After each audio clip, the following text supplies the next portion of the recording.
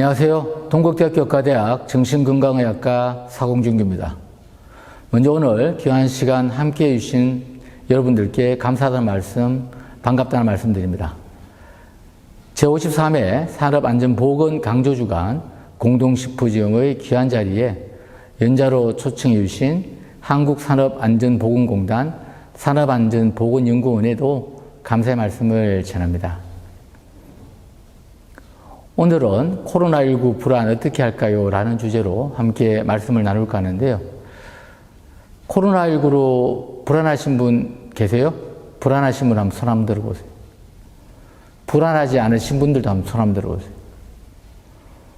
손 들고 안 들고 제가 다 보입니다. 예. 저는 오늘 이러한 순서로 말씀을 나눌까 하는데요. 먼저 첫 번째로 우리나라 코로나19 불안의 현황에 대해서 좀 알아보고요. 두 번째로 코로나19로 인한 불안, 과연 정상적인 것인가에 대해서 알아보고요. 세 번째로 코로나19 우리는 무엇을 불안해하는가, 다시 말해서 코로나19로 어떤 불안을 주로 가지는지에 대해서 알아보고요. 네 번째로 우리가 가질 수 있는 코로나19 불안 하나하나에 대해 불안 어떻게 할 것인가에 대해 제 의견을 드리고자 합니다. 그리고 다섯 번째로 마무리 말씀드리고요. 끝으로 Q&A에 대해서 말씀드리도록 하겠습니다. 우리나라 코로나19 불안의 현황에 대해서 말씀을 드리도록 하겠습니다. 지난 4월 경기연구원에서 코로나19로 인한 국민정신건강 설문조사를 했는데요.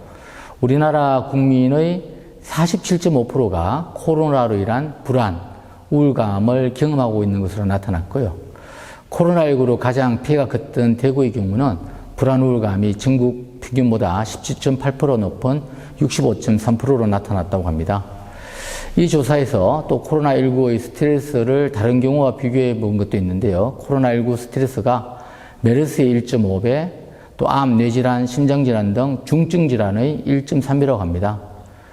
제가 진료 중 에피소드를 하나 말씀드릴게요. 연세가 좀 되신 여자 환자분이 코로나19로 무서워 병원에 못 왔다고 하시면서 본인이 심장병, 협심증인데요. 심장내과 약물 치료도 지금 처방을 받고 있지 못하다고 하더라고요. 그래서 제가 어머니 심장약은 꼭 드셔야 해요. 협심증이 코로나19보다 더 위험하다라고 말씀드린 적이 있는데요. 이번 조사에서처럼 일반인들은 암, 뇌질환, 심장질환 등 중증질환보다도 코로나19에 더 스트레스를 받고 있는 것 같아요. 의학적으로는 암, 뇌질환, 심장질환의 관리가 매우 중요하다는 말씀드립니다. 또 이번 조사에서 우리나라 국민의 49.6%, 다시 말해 국민의 절반이 코로나19로 인한 심리적 고통을 완화하기 위한 정신자문서비스가 필요하다고 응답했는데요. 이러한 조사 결과를 볼 때 코로나19는 사회경제적 손실 못지않게 국민정신건강에도 상당한 악영향을 미치고 있다고 볼 수 있습니다. 그래서 나는 코로나19로 인한 팬데믹뿐만 아니라 멘탈 데믹에도 대비해야 한다는 말씀을 드리고 싶습니다. 다시 말해 1차적으로 감염을 막는 것도 물론 중요하지만 사회적으로 팽배해지는 불안과 우울의 부정적 심리도 잘 관리하는 소위 심리적 방역도 시급하고 중요하다는 말씀을 드립니다. 심리적 방역의 선봉에 서 있는 우리 보건의료인들이 코로나19 불안을 어떻게 바라보는지 또 어떻게 바라보아야 하는지가 중요하다고 생각합니다. 두 번째로 코로나19로 인한 불안, 정상적인 것인가요?에 대해서 말씀드리겠는데요. 코로나19로 인한 불안, 정상적인 것인가를 알아보기 전에 먼저 불안에 대해서 좀 말씀드리도록 하겠습니다. 불안은 안전하지 않다는 의미인데요. 불안은 태초부터 인류와 함께했던 감정이고요. 원시시대 인류의 이야기를 좀 제가 해볼게요.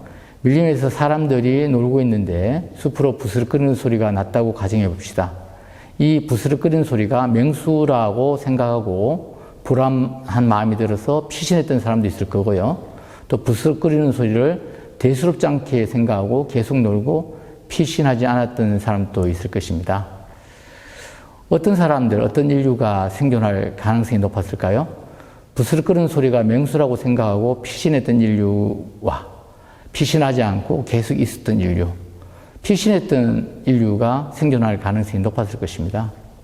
우리는 누구의 후예일까요? 우리는 아마 피신했던 살아남은 자의 후예일 것입니다.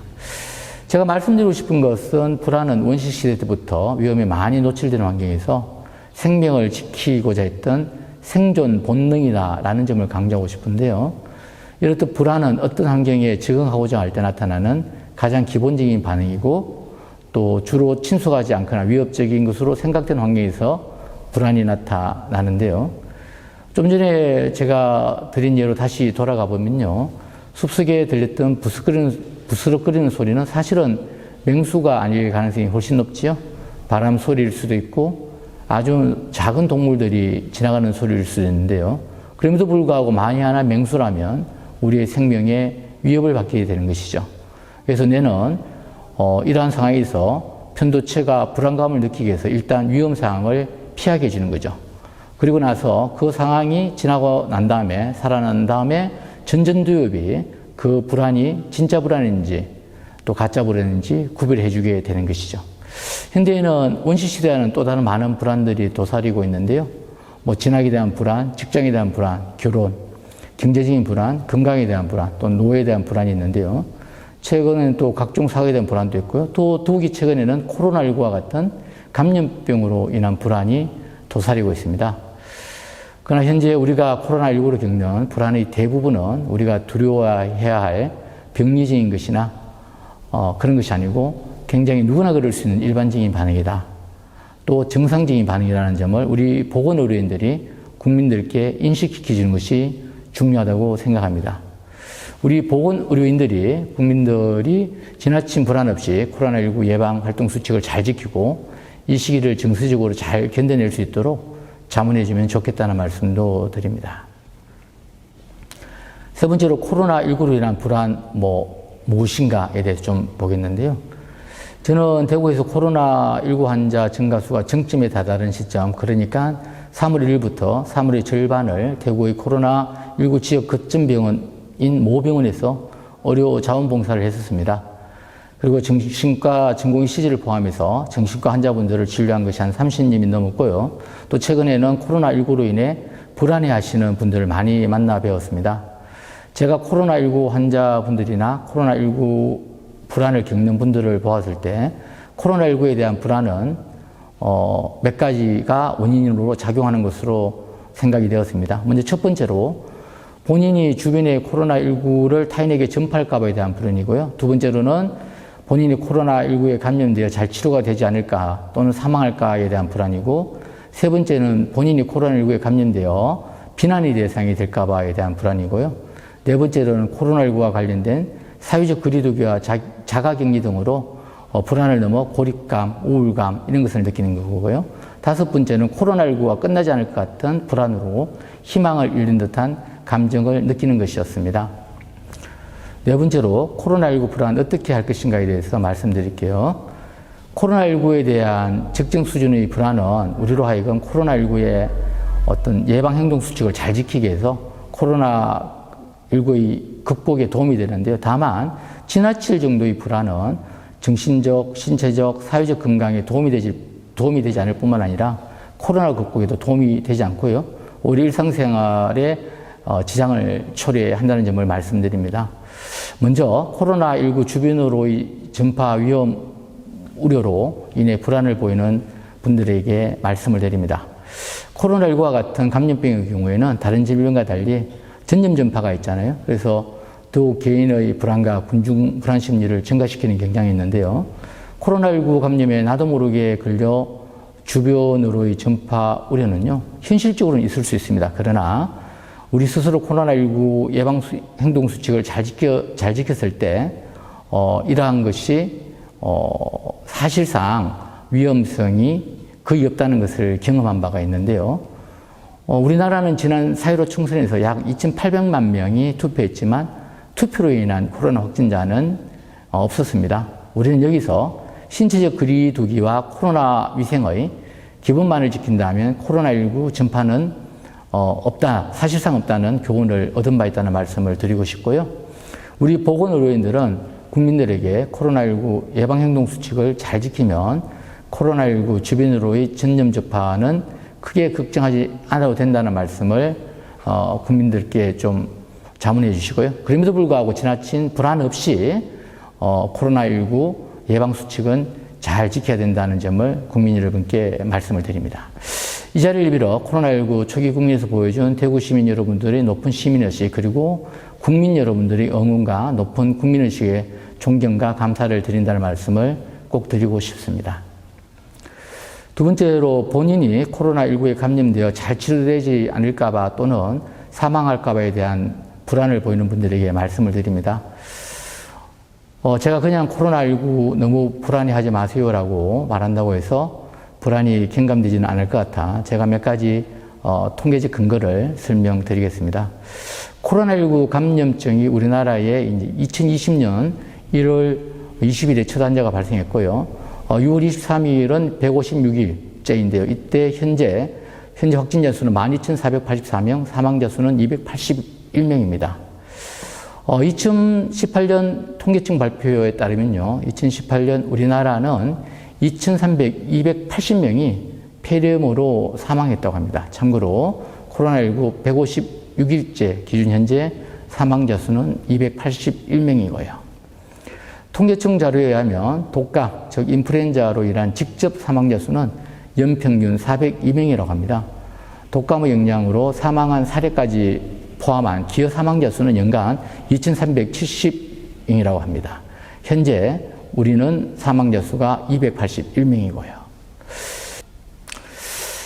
한 가지만 덧붙이면요, 만에 하나 코로나19에 걸리더라도 80%는 무증상이거나 경증으로 자신도 모를 수 있을 정도로 그냥 지나갈 정도로 저절로 치유되는 것이고요.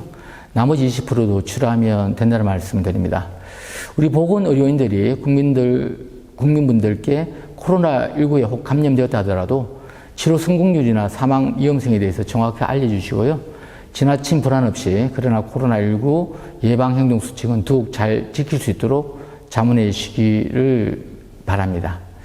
그리고 한 말씀 더 드리면요, 우리나라 의료진들의 실력은 세계 최강입니다. 또한 우리나라의 의료보험제도는 병의원의 진료의 문턱이 높지 않은 국민의 입장에서 보면 굉장히 세계에서 가장 좋은 의료제도입니다. 우리 대한민국이 세계 최강의 보건의료진과 치료의 기회가 용이한 의료 시스템을 갖고 있는 최고의 의료 선진국이기 때문에 치료에 대한 지나친 걱정은 하시지 않아도 된다는 말씀을 드립니다. 예를 들면요, 우리나라는 다른 나라에 비해 낮은 치료비 부담으로 인한 높은 어떤 의료 접근성은 조기 진단을 받는 것이 가능하게 했고요, 또 조기 치료를 받는 것이 가능하게 했다는 점입니다. 예를 들어 볼까요? 우리나라 코로나19의 검사비는 조금씩 차이가 있지만은 상기도 및 하기도 검사를 같이 하면 16만 원, 상기도만 하면 한 10만 원 내외인데요. 그마저도 코로나19 검사 대상이거나 의료진이 검사를 권유한 경우에는 진단비 중 본인이 부담하는 금액은 없습니다. 치료비는 코로나19 폐렴 환자는 약 1,000만 원인데요. 건강보험에서 80%를 부담하고 나머지 20%는 본인이 부담하는데요. 코로나19로 인한 경우에는 나머지 20%도 국가에서 부담하기 때문에 환자의 본인 부담금은 없습니다. 미국의 경우를 들어볼까요? 미국은 코로나19 폐렴의 평균 치료비가 4,300만 원 수준으로 알려지고 있고요. 민간보험에 가입되지 않으면 이 4,300만 원을 본인이 다 부담을 해야 됩니다. 우리나라는 낮은 치료비 부담으로 인한 높은 의료 접근성이 있는 건강의료보험제도가 있어서 치료 환경이 굉장히 중요한 역할을 했다는 말씀을 드립니다. 우리 국민 여러분들은 세계 최강의 보건의료진과 높은 의료 접근성의 건강보험 의료제도에 충분한 자부심을 가지도 좋다는 말씀도 드립니다. 세 번째로, 본인이 코로나19에 감염이 되어 있을 때 주변으로부터 비난의 대상이 될까봐에 대한 불안을 보이는 분들께 말씀을 드립니다. 코로나19 감염이 다른 민간과 달리 오히려 환자 자신이 주위로부터 비난을 받을까봐 걱정하기도 하는데요. 내가 혹시 다른 사람에게 알게 모르게 감염을 시키지 않았을까 하는 죄책감이 있을 수 있는데요. 전혀 내가 나의 전염성을 예측할 수 없는 상태에서, 또 다른 사람에게 전염시키려는 의도가 전혀 없는 상태에서 이루어진 일이라면, 불가피한 일이라면 불필요한 죄책감에서 벗어나 코로나19 회복에만 전념하라는 말씀을 꼭 드리고 싶습니다. 오히려 확진을 알고 난부터 스스로 코로나19 예방 행동수칙을 잘 지키는 것이 더욱 중요할 것입니다. 그리고 코로나 환자분들과 확진자들에게 우리나라 국민 대부분은 코로나19 환자와 확진자에 대해 위로와 응원의 말씀을 드린다는 말씀을 드리고 싶고요. 혹 코로나19 환자나 확진자들을 비난하는 분들이 있다면 그것은 비난하는 사람들이 문제이지 코로나19 환자나 확진자들이 비난받아야 할 문제는 아니라는 점을 분명히 말씀드립니다. 우리 주변에 코로나19 환자나 확진자가 비난받을까봐 걱정해 한다면 또 자기도 모르게 감염시킬까봐 죄책감을 느낀다면 우리는 그들에게 먼저 당신이 비난받을 점이 없다는 점, 당신이 잘못이 없다는 점을 분명히 해주고 그들을 안심시켜 주어야 합니다. 우리 모두에게 말씀을 드립니다. 코로나19 환자와 확진자들은 오히려 코로나19의 피해자이고 희생자입니다. 이들을 분노와 원망의 혐오의 대상으로 규정하는 것은 사회적 분위기로 옳지 못합니다. 오히려 그들을 검사와 치료를 받지 못하게 하고 이 상황을 악화시키는 점이라는 점을 또한 강조드립니다. 신종 전염병에 대한 어떤 차별과 혐오, 낙인 문화는 전염병의 원인이 신의 형벌이라고 믿었던 시대의 마녀 사냥식 프레임입니다. 코로나19 환자의 확진자들은 치료받아야 할 의학적 환자이고 보호받아야 할 우리 국민입니다. 코로나19 환자와 확진자들을 향한 우리의 따뜻한 마음 응원이 그들에게 최고의 치료제이고요. 그들에게 큰 힘이 될 것입니다. 코로나19 환자들이 빠른 쾌유를 응원합시다. 우리 모두는 동시대를 살아가고 있는 위대한 대한민국의 국민이기 때문입니다. 네 번째로 코로나19로 인한 소위 사회적 거리두기와 자가격리 등으로 인해 불안을 넘어서 외로움, 고립감, 우울감을 호소하는 분들이 있는데요. 자가격리로 인하여 홀로 있는 시간을 어떻게 볼 것인가에 대한 문제입니다. 예를 들면 게임 중독으로 게임을 하기 위해서 하루 종일 밖에 나오지도 않고 자기 방에만 있고 집을 떠나지 않은 사람이 있었다고 합시다. 이 사람에게 이제 당신은 집 밖에 나갈 수 없는 가택임금을 당했다고 한다면 이 사람은 어떻게 될까요? 대부분의 경우 이제 이 사람은 그렇게 즐기던 게임도 하지 못하고 집 안에 있음에 대한 답답함, 불안, 우울감을 느낄 확률은 없습니다. 드리고 싶은 말씀은 사회적 거리두기와 자가격리를 강제적 구속으로 생각할 것인지 자신을 위해 또 타인을 배려하기 위해 또 사회를 위해 스스로가 선택한 일로 생각할 것인지가 중요하다는 점을 강조합니다. 물론 인간은 사회적 동물이라는 말처럼 우리는 서로 만나서 대화하고 부대끼는 어떤 사회적 행위를 통해서 친밀감을 느끼곤 했습니다. 그러나 소위 사회적 거리두기라는 갑작스러운 생활의 변화는 우리 마음이 멀어지는 것 같고 뭔가 허전하고 외롭고 고립감, 우울감을 느끼게 할 수는 있습니다. 그러나 또 다른 관점에서 생각할 수도 있습니다. 우리가 무언가 조용히 생각해 보려는 시간을 가지려 하는데 만약 굉장히 시끄러운 군중 속에 있다고 할 때 우리는 오히려 홀로 있음을 원할 것입니다. 사람은 사회적인 동물이지만 홀로 인생관과 가치관을 가지고 내 스스로 인생을 살아가야 하는 존재이기도 합니다. 어느 누구도 나의 내면의 성찰을 대신해 줄 수는 없습니다. 홀로 있음을 외롭다고 느끼는 것은 홀로 있음을 부정적으로 보기 때문입니다. 홀로 있는 시간에 의미를 다시 부여하면 자기 자신을 만날 수 있는 소중한 시간이 될 수 있다는 점을 말씀드립니다. 홀로 있음을 스스로 마주하고 자신을 만날 수 있는 소중한 시간의 의미로 부여한다면 홀로 있음을 외로움이나 고립감, 우울감을 느끼는 것이 경감될 수 있을 것입니다. 내가 가장 오랫동안 함께 할 수 있는 사람은 다른 누군가가 아니라 바로 나 자신입니다. 혼자서도 잘 지낼 수 있을 때 다른 사람과도 잘 지낼 수 있음을 깨달아야 합니다. 오롯이 혼자 있는 시간을 가져보면서 스스로가 어떤 사람인지 알고 깨달을 때 다른 사람과의 관계가 더 건강해질 것입니다. 홀로 있음을 자기 자신을 만나는 소중한 시간으로 의미 부여한다면 오히려 코로나19로 변화된 우리의 일상이 다른 사람과의 관계의 소중함을 일깨워주게 될 것이고 또한 자신만의 시간을 가질 수 있는 여유와 자신만의 시간의 소중함, 오히려 자신과 만나는 성장의 과정이 될 수 있습니다. 다섯 번째로 코로나19가 끝나지 않을 것 같은 불안으로 희망을 잃은 분들에게 말씀을 드립니다. 감염병이 끝나지 않는 역사는 없습니다. 이 또한 지나갑니다. 그러나 조급해하지 마십시오. 그러나 희망을 잃지 말라는 말씀을 드립니다. 2002년 사스는 우리나라에서 114일 만에 종식되었고요. 2009년 신종플루는 우리나라에서 484일 만에 종식되었습니다. 2015년에 메르스는 우리나라에서 218일 만에 종식되었습니다. 코로나19가 장기화된다 하더라도 우리는 이럴 때일수록 우리가 어쩔 수 없는 이 부분을 우리가 받아들여야 합니다. 장기적으로 가더라도 코로나19는 언젠가는 끝이 납니다. 코로나19가 끝난 어느 날 우리가 우리를 서로 배려했음을, 우리가 우리를 서로 신뢰했음을 나의 경험으로, 나의 기억으로 남겨놓아야 합니다. 코로나19 이후를 준비해야 합니다. 서로를 배려하는 마음, 신뢰하는 마음이 코로나19를 극복할 수 있습니다. 코로나19가 끝난 어느 날 우리는 우리가 서로에게 얼마나 소중한 존재인지를 깨닫게 되는 좋은 기회가 될 것입니다. 우리가 서로에게 희망이 되고 새로운 희망이 우리에게 다가올 것입니다. 마무리 말씀을 드리겠습니다. 재난으로 인한 집단의 정서적 반응은 재난 초기에는 현장에서 희생하는 영웅들의 구조활동, 국민들의 단합 등으로 재난에 대응하는 긍정적인 감정이 우세해지지만요. 일정 시점이 지나면 이제 정서적 탈진이 되고요. 국민들이 일상생활에서 사회적 격리, 자가격리 등의 거리두기 등을 장기화되면 좀 하기가 힘들어집니다. 또 현실적인 문제가 있잖아요. 실업이 된다든지 파산, 이러한 부정적인 사회적 영향이 또 부정적 감정이 급격하게 우세하게 되는 거죠. 또 지금은 긴급재난지원금 등이 있지만은 시간이 좀 더 지나면 실직 파산 등 실질적인 경제 파탄이 일어나고 집단 멘붕이 올 수 있습니다. 이제 코로나19 상황에 대한 이후에 자살률 상승 등에 대해서 우리가 조심하고 예방해야 합니다. 저는 코로나19의 진정한 종식은요, 팬데믹과 멘탈 데믹이 함께 치유되어야 한다고 생각하는데요.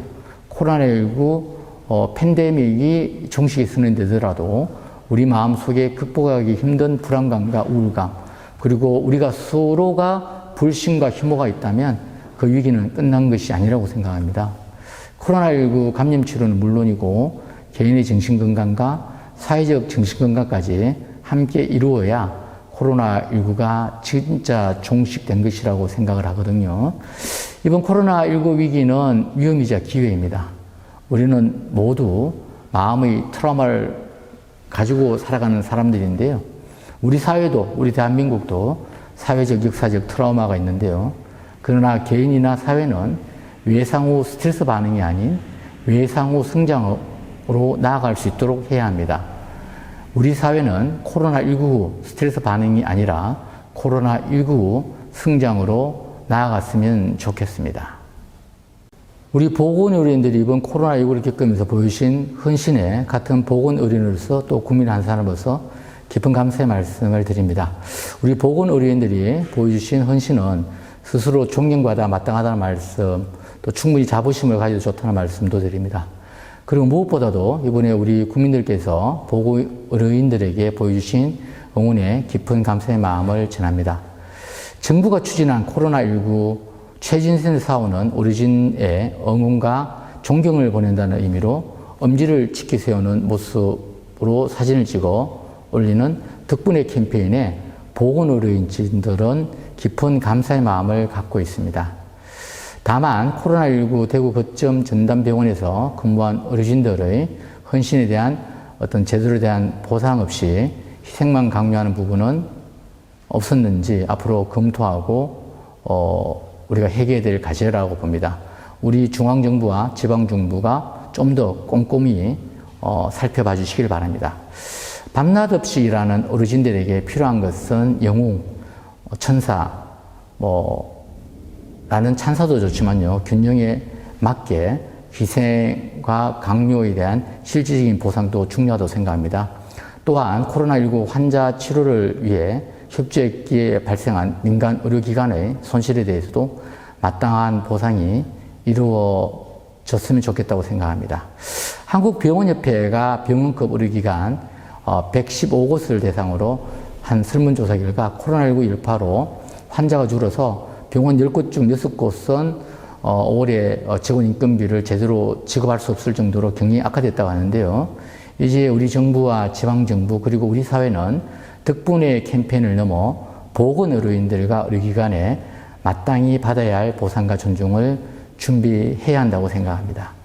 앞으로 환자 및 가족들은 물론 일반 국민의 심리 안정을 위해 심리적 어떤 정신적 서비스를 지속적으로 제공하고 코로나19의 장기화에 따른 어르신들의 소진을 완화하기 위한 프로그램도 시행하고 보급하는데 더욱 노력해야 된다는 점도 말씀을 드립니다.